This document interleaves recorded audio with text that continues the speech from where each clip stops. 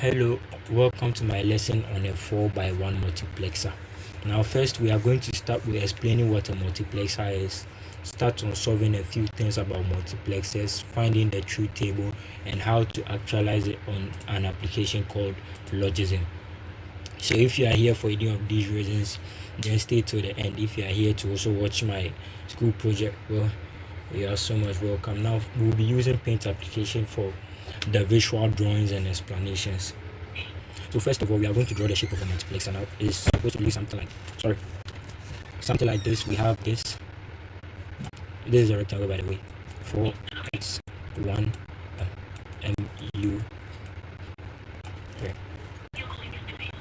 mu mux. So this is our multiplexer. It has one output, which is y. So output, which is y. We have 4 inputs here because it's a 4x1 multiplexer. So 4 inputs, 1 output. Input 1 is 0, 1, 0, I0, I1, I2, I3.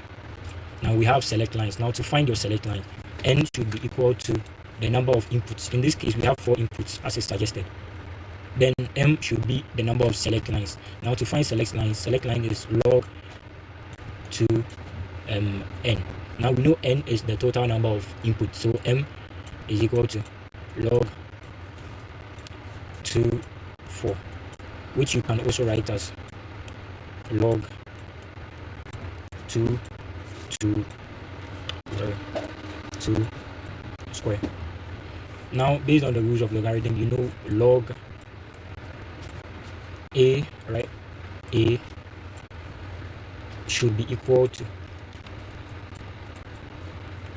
1. So meaning 2 log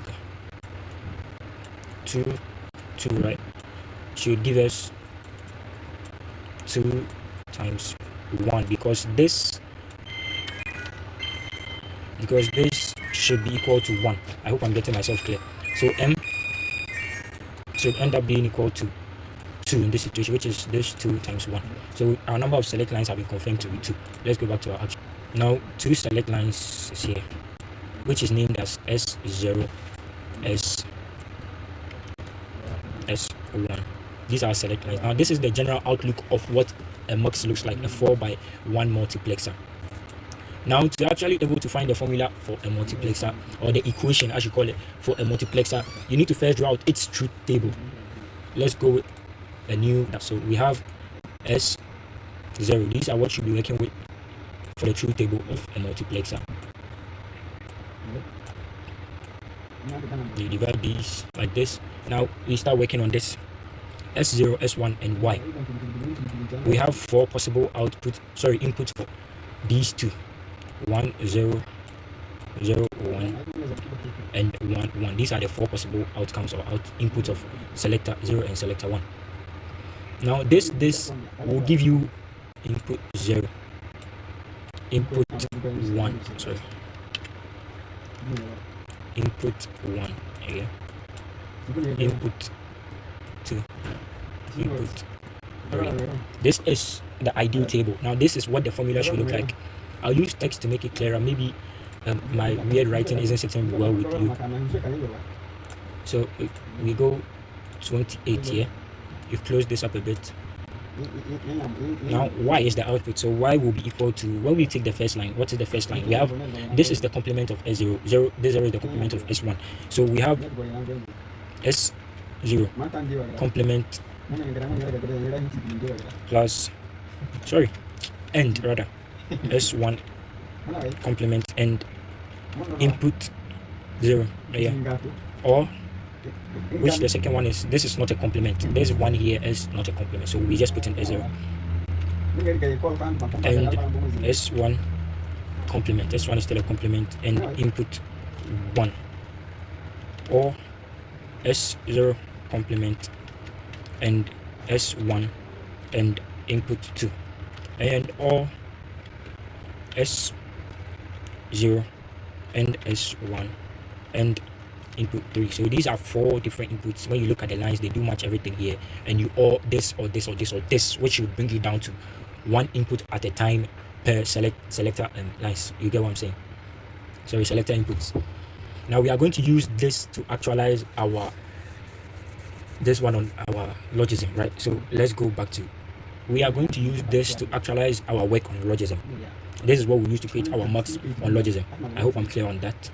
Let's go back to logism and start working there.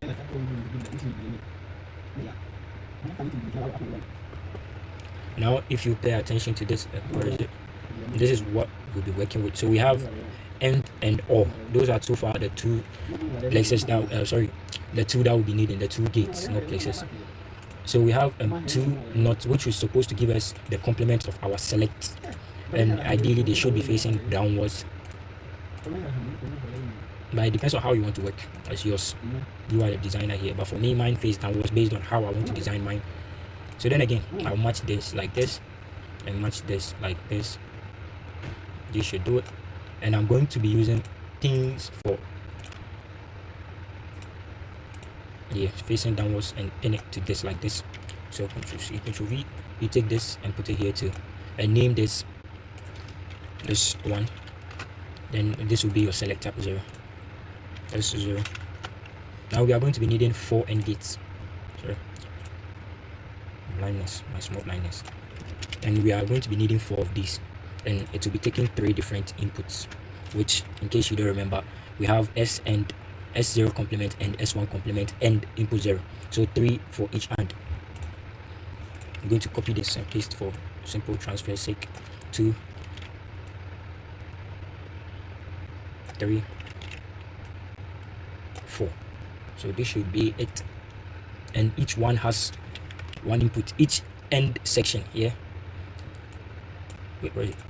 Yeah, if you look here, this is one end section, and this is another end section, another end section, and another end section.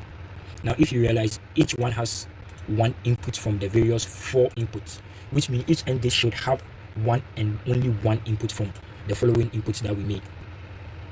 So I'll be using the last point for all the inputs. So we should be having my pin here, another one,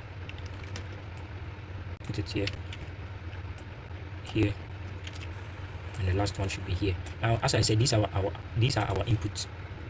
So we have I0 for this, name this I1, I2. Yeah, I don't know why I was doing that earlier. So this should be our I3. These are our inputs. Now we are going to use the formula to connect the select lines to our input and gate. Now it says for the first one, S0 complement S1 complement. So S0 complement